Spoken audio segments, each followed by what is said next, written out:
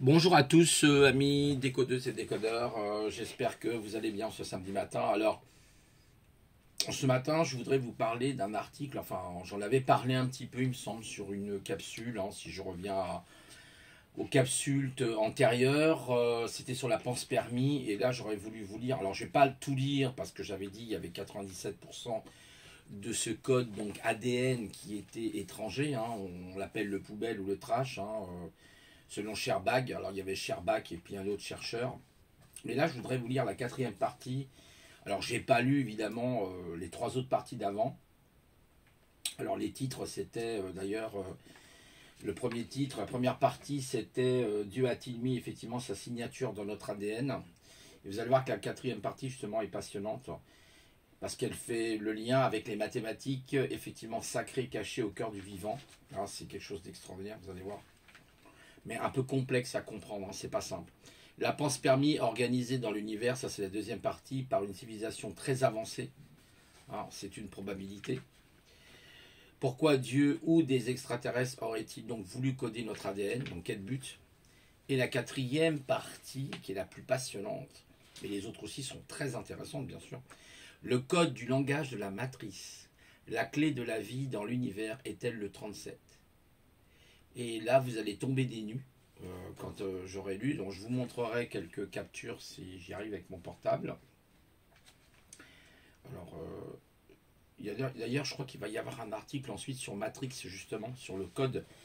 Toujours les nombres, c'est très intéressant. Ça me rappelle un petit peu, justement, le livre des frères Bogdanov que j'ai lu, là, qui s'appelait Le code secret de l'univers, où tous les nombres entiers, enfin les nombres non premiers, sont créés par des nombres premiers. Simplement, en faisant la multiplication, on obtient des nombres entiers ou l'addition. Voilà. Par exemple, si je prends le chiffre 3, et ben le chiffre 3, c'est 1 plus 2. Vous voyez, ça nous fait 3. Voilà. 3 qui est un nombre premier. Mais en fait, pour avoir 2, pour avoir 4, par exemple, plus exactement, et ben 4, c'est un constituant de nombre premier. C'est-à-dire ça sera 1 plus 3. Donc 3 étant un nombre premier et 1 étant aussi un nombre premier, vous voyez bien que 3 plus 1 font bien 4. Vous voyez, donc c'est un nombre, et 4 n'est pas un nombre premier parce qu'il est divisible par 2. Voilà. Donc là c'est intéressant, les frères Bogdanov avaient appuyé là-dessus. Alors bon, il y avait pas mal d'exemples avec de grands mathématiciens. Je crois qu'il y avait un mathématicien indien qui n'avait jamais ouvert un livre de mathématiques et était capable de comprendre comment fonctionnaient les nombres premiers. Enfin, c'est complètement fou. La factorisation, tout ça, on pourrait regarder si pour ceux qui sont un peu branchés sur les mathématiques. Je referai peut-être des fois des capsules sur les mathématiques, vous verrez, c'est intéressant. Tout est basé sur les mathématiques. Donc il est dit, alors on va lire l'article, m'en voulez pas de temps en temps si je bug un petit peu, parce que bon, il y a des trucs un peu, des fois, pas forcément toujours simples à lire. Il y a de la lecture en plus. Alors du point de vue donc informatique, l'ADN est une machine virtuelle qui nous est dit avec son propre code machine, tout comme effectivement dans un programme informatique. Le système d'information est basé sur le principe de cycle de lecture et de réplication des données. Maxime Makoukov et Vladimir Sherbak, deux Russes. Alors Maxime Makoukov et Vladimir Sherbak ont découvert effectivement un système décimal utilisant le zéro dans des codons. Alors on verra que les codons, ce sont des adresses, il y en a 3, c'est les bases, ACTG, qui donnent effectivement les signaux de départ. Donc quand il y a 0, 0, 0, c'est le signal de départ, mais on verra ça après. Et d'arrêt de lecture des séquences du programme de l'ADN. Quant au nombre premier utilisé, ils sont donc selon eux les briques de base qui confirment l'origine intelligente du code. Vous voyez, les nombres premiers seraient les briques de base qui confirment l'origine de l'intelligence du code. C'est marrant parce que je refais le lien justement avec le fameux livre des frères Bogdanov, Le code secret de l'univers, et je me dis là, on est en train de toucher du doigt quelque chose d'énorme, mais énorme. On continue. Pour comprendre effectivement leurs travaux, il faut savoir que les échelons donc, du brin d'ADN sont constitués de l'une des 4 bases suivantes. A, T, G, C. A pour adénine, donc hein, voilà, c'est les bases. Ensuite, vous avez la thymine, le T, la guanine, qui est le G, et la cytosine qui est le C. Donc on a ces 4 bases que l'on retrouve dans le codage au niveau des brins de l'ADN, hein, des échelons.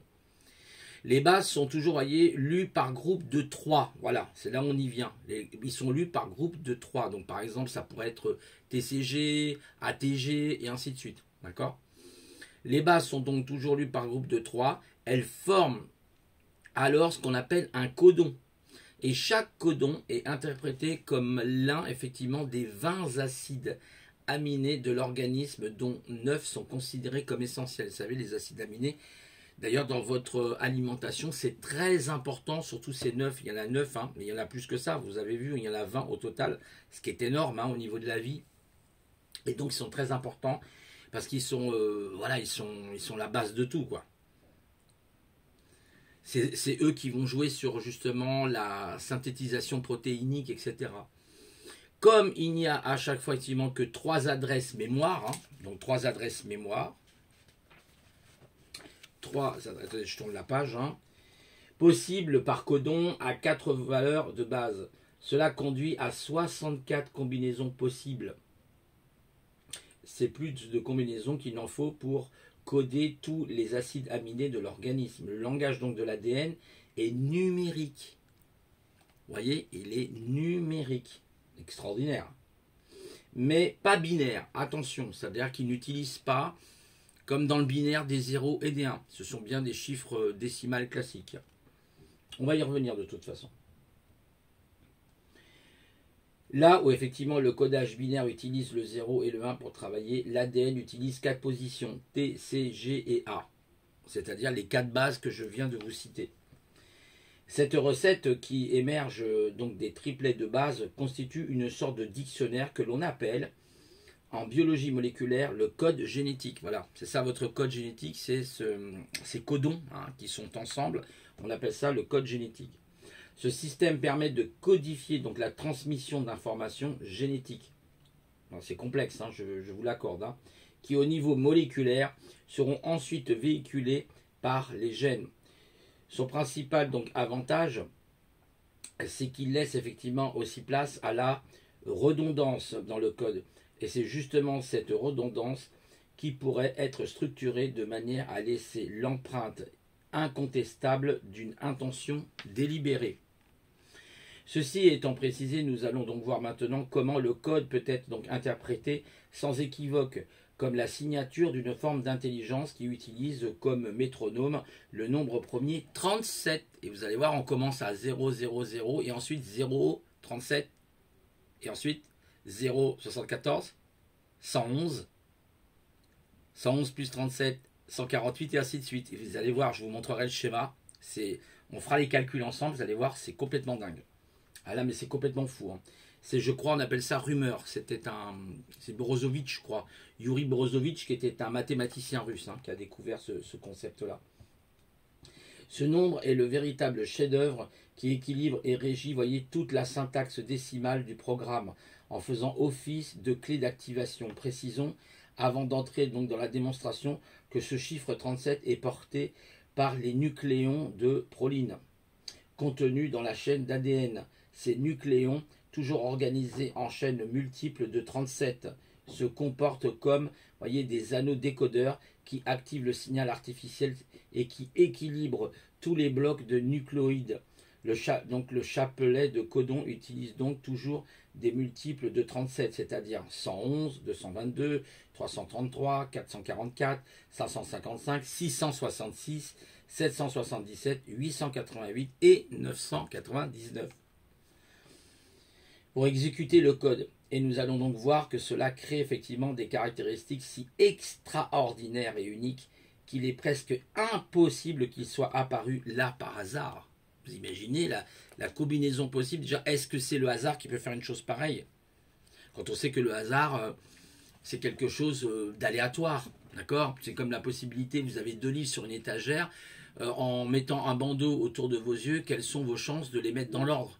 Mais si maintenant, vos chances, elles sont pas très compliqué parce que vous avez une possibilité ou l'autre. Hein. Soit vous avez mis le livre 2, le tome 2 devant le 1 ou alors le 1 devant. Mais vous avez des grandes probabilités de mettre dans l'ordre. Vous voyez, beaucoup plus que si maintenant vous possédez 10 ou 12 livres. Ah, si je vous demande les yeux bandés de les mettre dans l'ordre, vous voyez, c'est ça le hasard, hein, quelque part. Donc c'est quand même compliqué.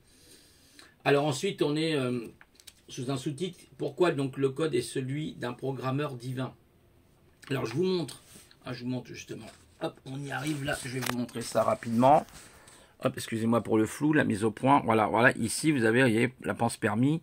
Et là, vous avez ce fameux code. Donc, ça commence par 00, 37, 74. Vous voyez, à chaque fois, vous rajoutez 37, 74 et 111. Voilà. Ensuite, on a 148, 285. Et entre les deux, vous avez ces fameuses combinaisons. Si vous redescendez en bas, vous voyez par exemple que si on prend par exemple le codon 1, le codon 10 et le codon 19, vous voyez, vous avez 0,37, mais ensuite vous passez le 3 derrière. Et le 7 se déplace aussi, se décale d'un rang. Ça nous fait 370. Et si on décale effectivement aussi d'un rang le 7, avec le 0, ça nous fait 703. Toujours devant, hein. Voilà. Vous voyez, c'est étonnant. Hein. Déjà, rien que ça, vous vous dites, waouh. Et ça, c'est au niveau de notre ADN. Hein. C'est-à-dire, c'est la partie numérique. Hein. C'est la partie mathématique qui pourrait expliquer notre ADN. Là, vous avez la fameuse combinaison. Là, on vous la montre transversale, hein, que je viens de vous expliquer. Vous voyez le 2, hein, sur la partie avec les flèches bleues. Je ne sais pas si vous voyez bien, juste là, là. Vous voyez 259, 592, 925. Et ensuite, on a 296, 629 et 900. Donc, il y a 3 possibilités, vous voyez, de combinaison. Voilà. Et en dessous, vous avez un exemple. Hein, 1617 par 37 égale 7 plus 7 plus 7, 21. Voilà. Mais on va continuer notre lecture. J'espère vous remettre du bleu. Pas toujours facile à régler ce truc. Voilà. Bleu-vert, on va dire. Alors, j'en étais là, pourquoi le code est celui, effectivement, d'un programmeur divin. Alors, justement, on va parler de ce que je viens de vous montrer un instant, sur les codons, justement, avec les adresses.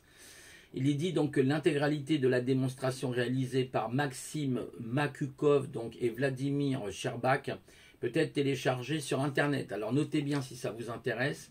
Avec le mot-clé, alors vous mettez le mot-clé dans Google ou dans un autre moteur qui s'appelle Maxime. Donc Maxime, moi je vais le montrer comme ça, vous l'aurez. Voilà, hop, alors attendez, je vous montre là, je vais mettre plutôt en position horizontale. Vous voyez, c'est marqué là, Maxime, là, vous voyez, juste là, Maxime Makaku au signal ADN. Voilà, et là vous pourrez analyser ensuite les différentes versions. Il est joli celui-là, voilà. L'intégralité de la démonstration ADN, je vous ai mis l'adresse, vous l'avez vu, je vous ai fait visionner. Nous l'avons donc analysée et résumée afin de la rendre plus accessible. En voici donc les points importants de ce que le schéma on vient de voir en haut. Voilà ce qu'il est dit. En voici donc les points importants à retenir qui doivent être lus et en observant le schéma ci-dessus. Donc le schéma 1 que je vous ai montré. Alors, on voit que le code ADN est basé strictement sur la symétrie numérique. On a de la symétrie numérique. Le 0 en tête met l'accent sur la participation à la symétrie et donne donc le départ de lecture, le top départ. 0, c'est un peu comme si vous allumiez votre ordinateur. Poum, vous appuyez sur le bouton marche. En appuyant sur le bouton marche, on va dire que sur l'ordinateur c'est le 1. Mais là c'est 0, 0, 0. D'accord ? C'est en fait l'équivalent de TCG par exemple, ou de ACT.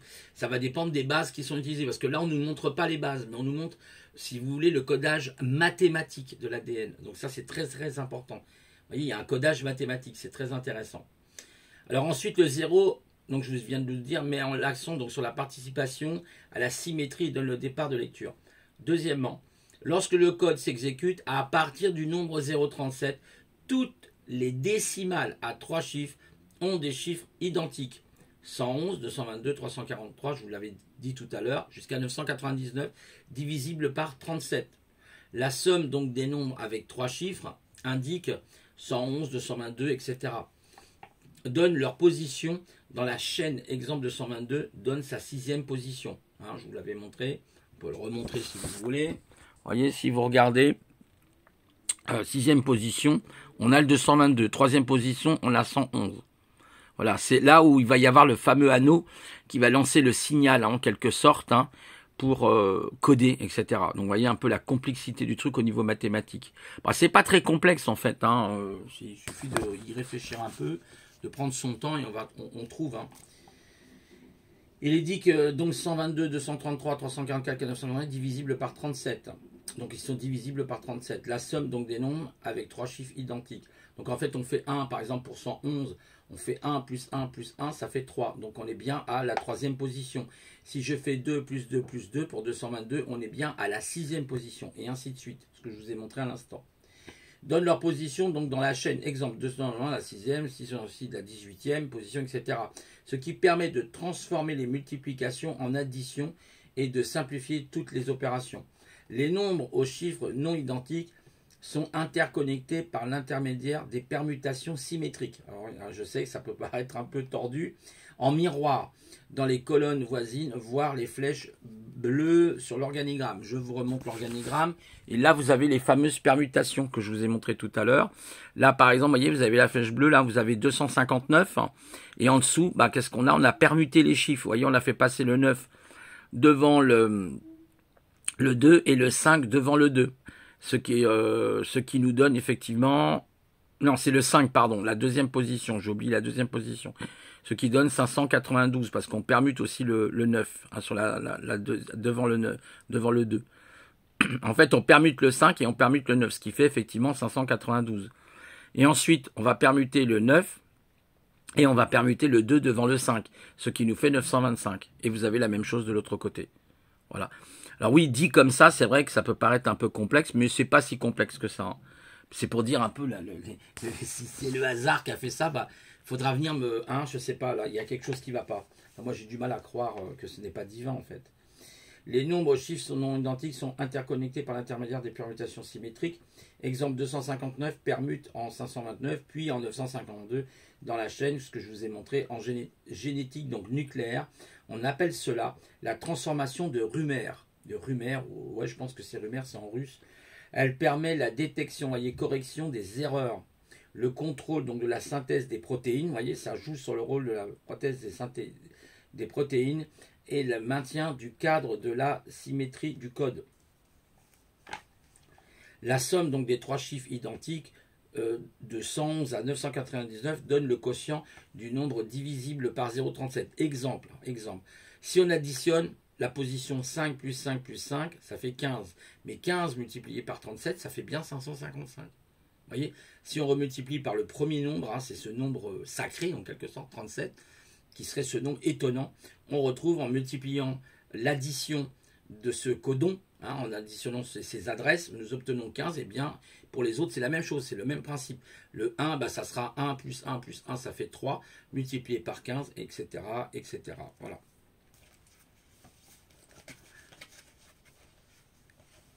Ensuite, je continue ma lecture. Si on additionne donc 8 plus 8 plus 8, hein, bon voilà, ça donne 24. Et 24 multiplié par 37 donne 888, etc. etc. Vous l'avez compris. Ces propriétés donc, du code permettent de transformer les divisions, voyez, qui sont très complexes, en addition. D'ailleurs, division, addition hein, sont souvent ensemble, je crois, ou multiplication, avant d'effectuer donc des sommes de contrôle sur la chaîne ADN. Donc il y a une somme de contrôle. Alors c'est étonnant parce qu'on a l'impression que c'est la même chose en informatique. Vous avez ce qu'on appelle des sommes de contrôle. Vous avez des entêtes sur des fichiers avec des octets, hein, avec des bits.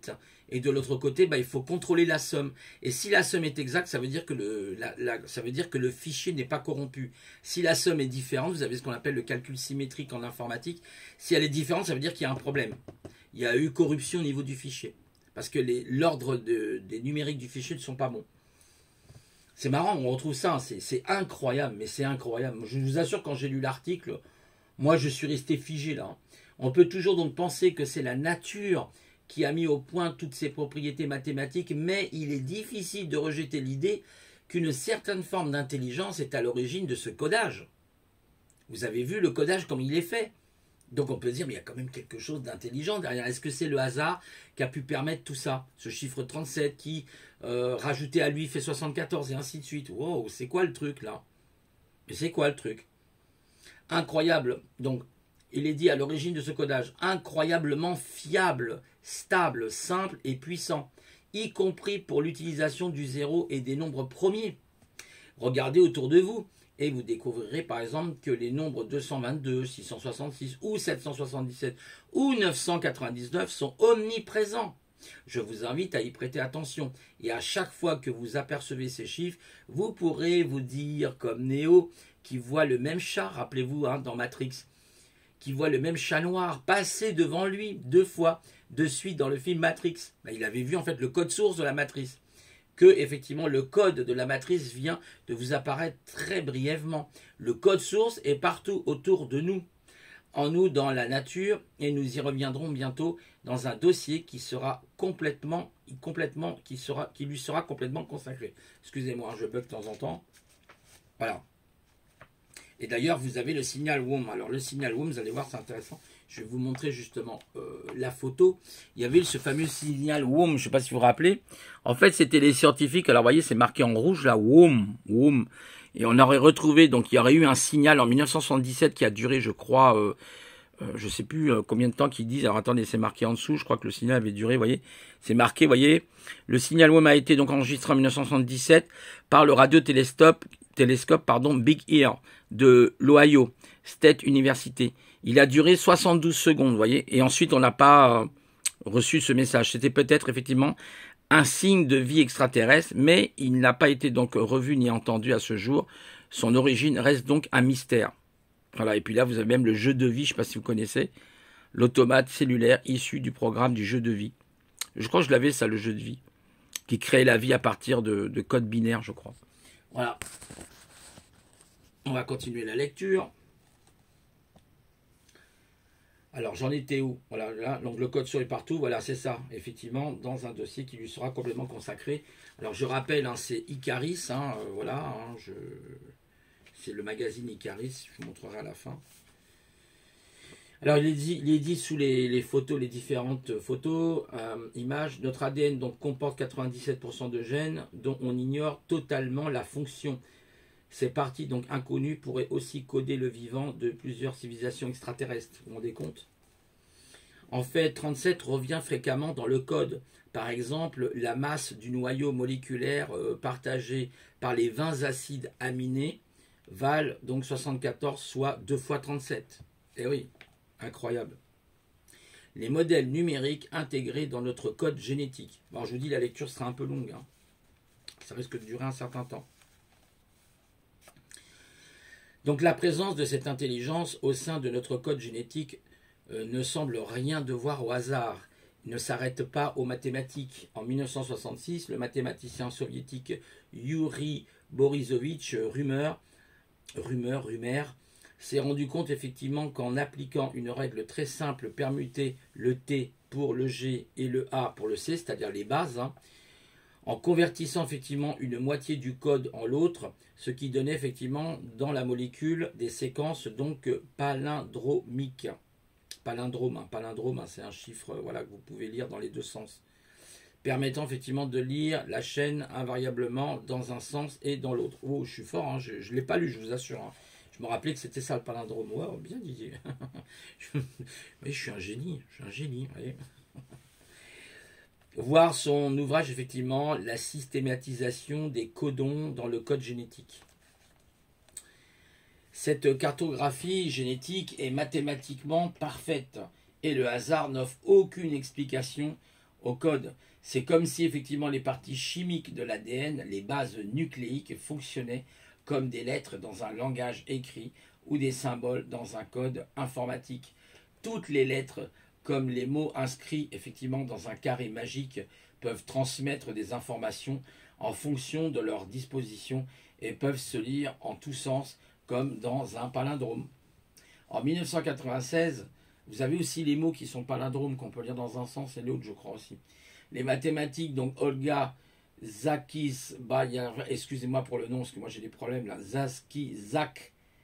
Sibayeva, oh là c'est pas facile à prononcer, de l'Université nationale du Kazakhstan, bon ça va le Kazakhstan, Al-Farabi, a calculé que la possibilité pour les palindromes apparaissent par hasard dans les protéines où effectivement tes acides aminides étaient de 3,9 par multiplié par 10 puissance 30, moins 32. Oh, voilà, bon, c'est-à-dire que c'est voilà quoi. 10 puissance moins 32, ça fait déjà 0 suivi, c'est 0, suivi de 32 zéros derrière. D'accord? Voilà. J'ai dit ça, j'ai rien dit. Hein. Enfin, c'est 30. Avec le 1, ça fait, oui, ça fait 32 en fait. Ça fait 0,000000000 entre les possibilités. Cette découverte donc devrait nous faire reconsidérer les origines du code. Mais les généticiens préfèrent évoquer le hasard ou la théorie de l'évolution.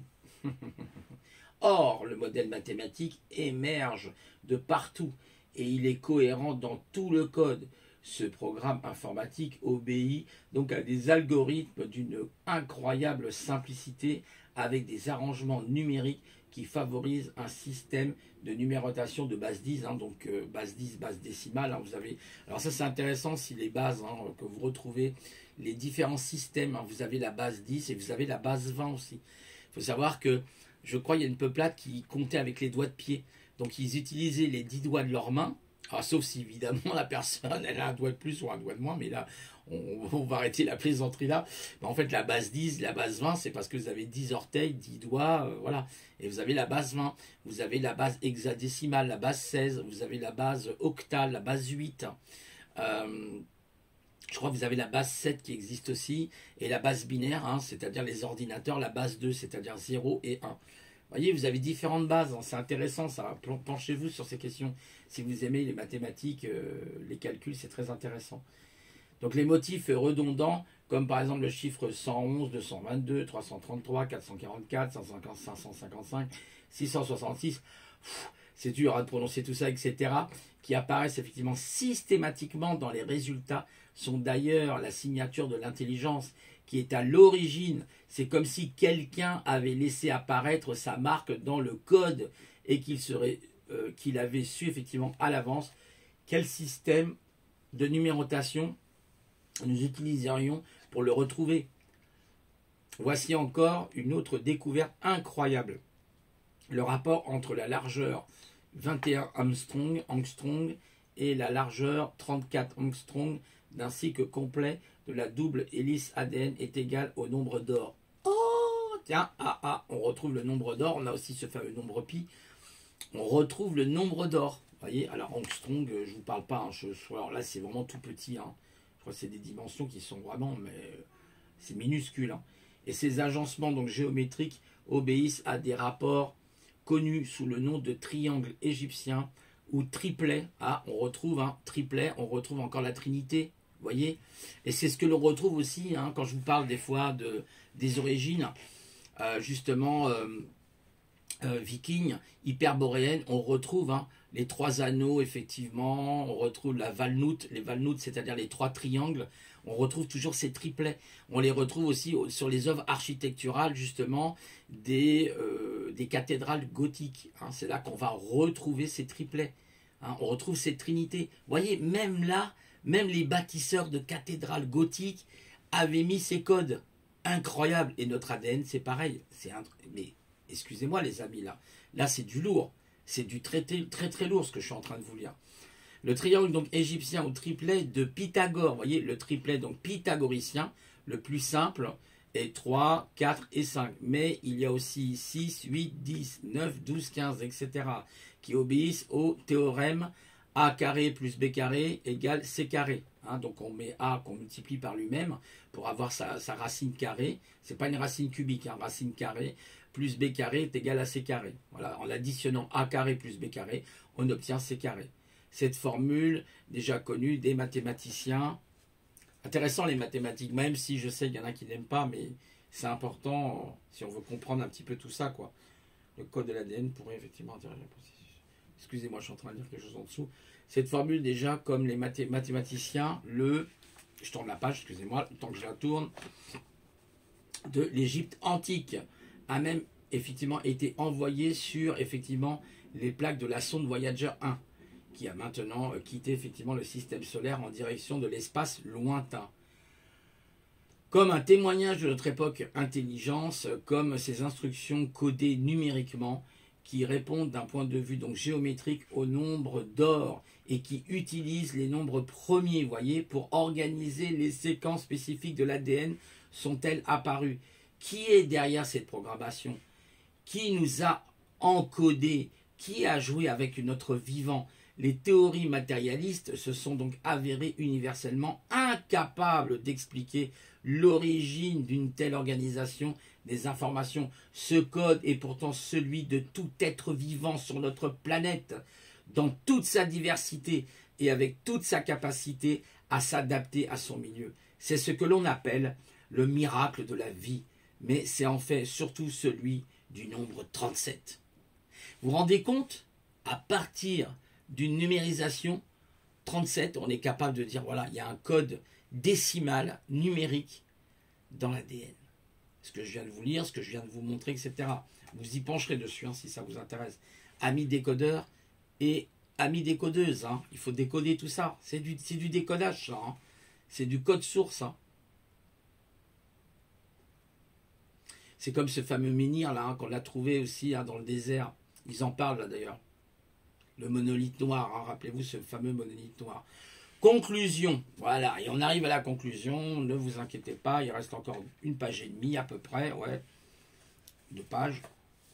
Et voilà ce que nous dit la conclusion. Alors, attendez, hein, je me prépare parce que la lecture, hein, c'est toujours un exercice qui demande beaucoup de concentration.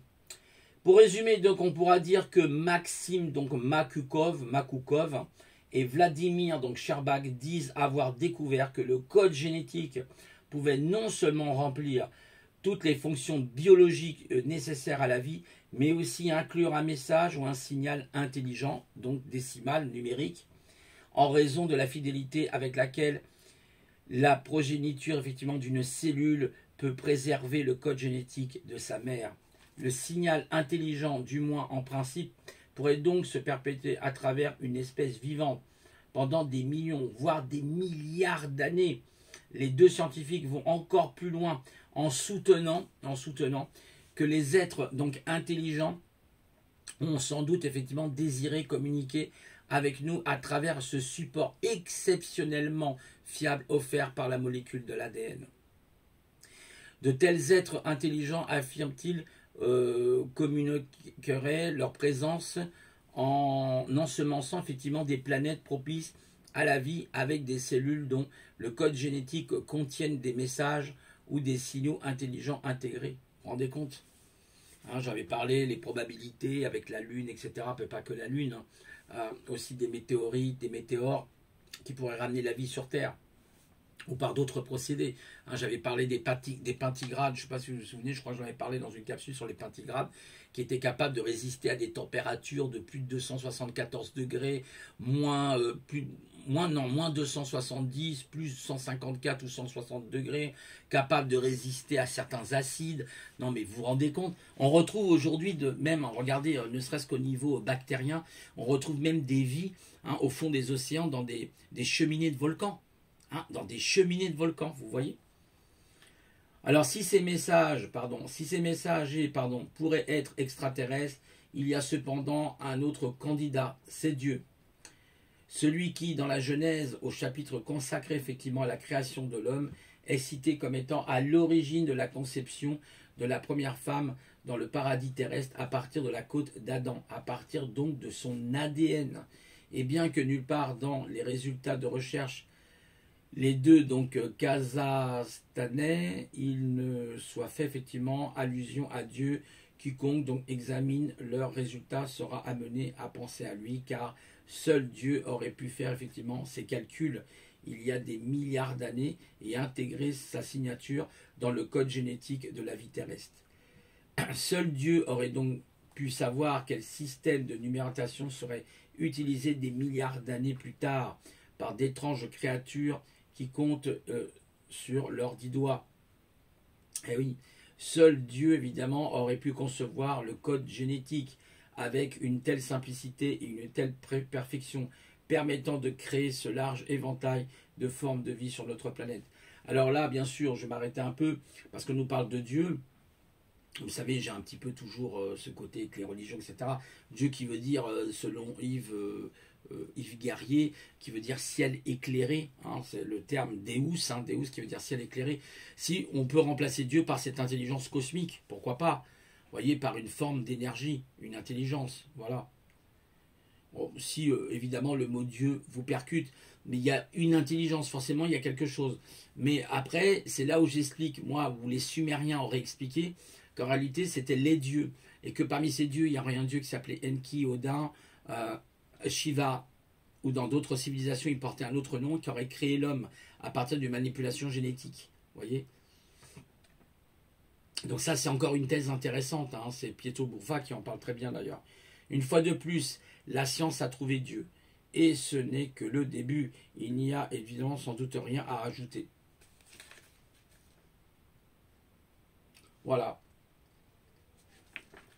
Voilà, ça c'est la fin de l'article. Après, on nous parle de matrice. Je ne vais pas le lire. Non, en fait, il n'y aura pas besoin de lire ça. C'est notre univers tout entier est-il une simulation informatique? Voilà, la matrice est universelle, elle est omniprésente. Morpheus, elle est partout. En ce moment, elle t'écoute quand tu payes tes impôts, quand tu vas à l'église, quand il lui dit tout ça, en fait, rappelez-vous dans le film. Voilà. Alors, un article passionnant quand même, hein. Alors, voilà, je vous remontre peut-être... je vais vous montrer de quoi j'ai retiré ça, parce que c'est important. Il ne faut pas que je vous dise de bêtises. Vous voyez, c'est Icaris. Hein. Voilà, vous avez Icaris. Hein. L'actualité des énigmes. C'est très intéressant parce que vous avez un côté scientifique. Voilà, notre ADN. Voilà. Très intéressant, passionnant. Voilà.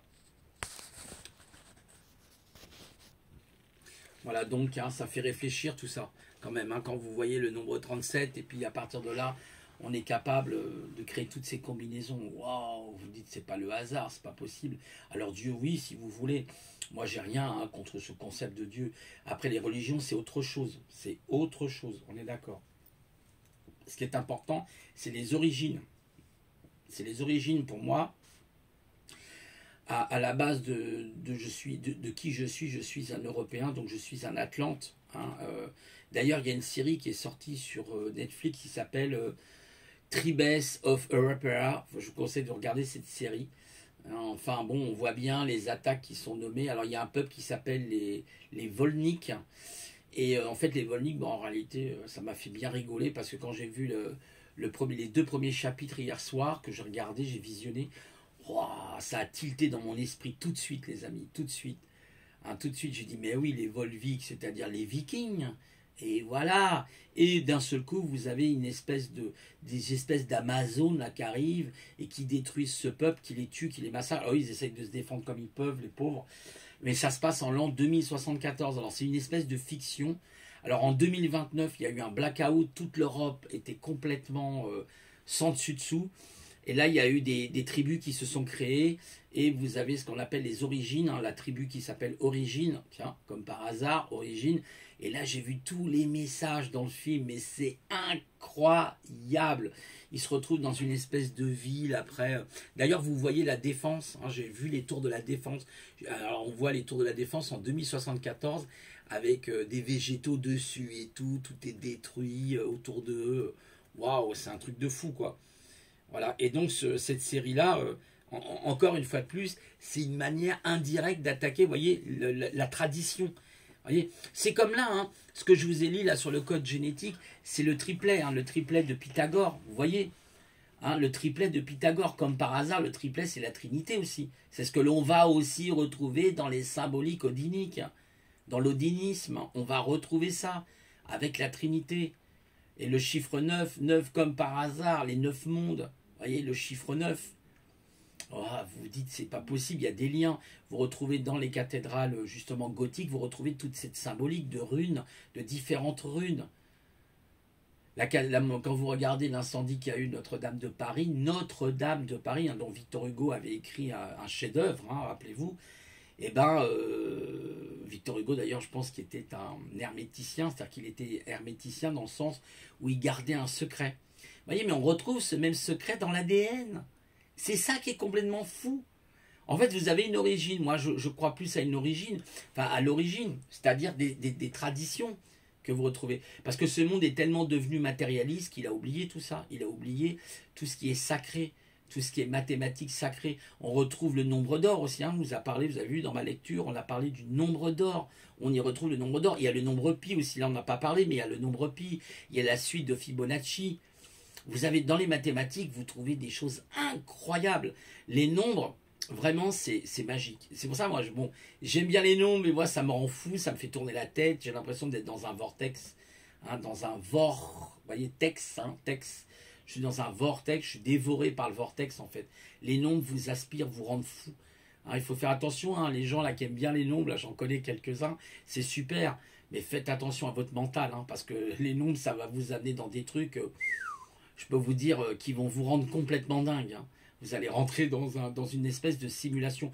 Hein, on nous dit bien, hein, ce monde est une simulation. Hein, on vit dans un monde de simulation, en réalité, vous voyez. Peut-être tout simplement, c'est une grande simulation informatique. Hein.